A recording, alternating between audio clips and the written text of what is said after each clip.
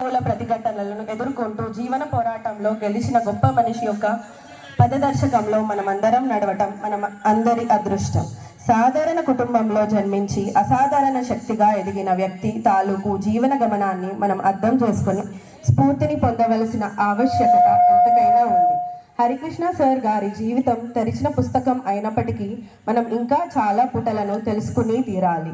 ఆయన పడిన శ్రమ పరిశ్రమ ఈ పుటల నిండా సుగంధభరితమై పరివర్తిస్తుంది. హరికృష్ణ సార్ గారి జన్మదినం పురస్కరించుకొని ఆయన జీవిత పోరాటాన్ని క్లుప్తంగా తెలుసుకుని ప్రేరణ పొందేందుకు ప్రయత్నిద్దాం. కరీంనగర్ జిల్లాలో చొప్పదండి గ్రామంలో సింహాచలం రంగయ్య అనసూయమ్మ దంపతులకు వాణిశ్రీ జయశ్రీ ఇద్దరు కూతుర్ల తర్వాత వారసుడు సింహాచలం హరికృష్ణ సార్ గారు డిసెంబర్ 1,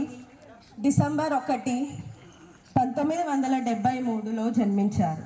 తండ్రి గారు కోఆపరేటివ్ బ్యాంక్లో ఉద్యోగి అయినందువలన మధ్యతరగతి కుటుంబ ఈతి బాధలకు హరి సార్ అతీతుడు కాదని వేరే చెప్పనవసరం లేదు. ఆయన తండ్రి చేతివేళ్లు పట్టుకొని బుడిబుడి నడకలు అడుగులు వేస్తున్న సమయంలో నాన్న పాదాలపై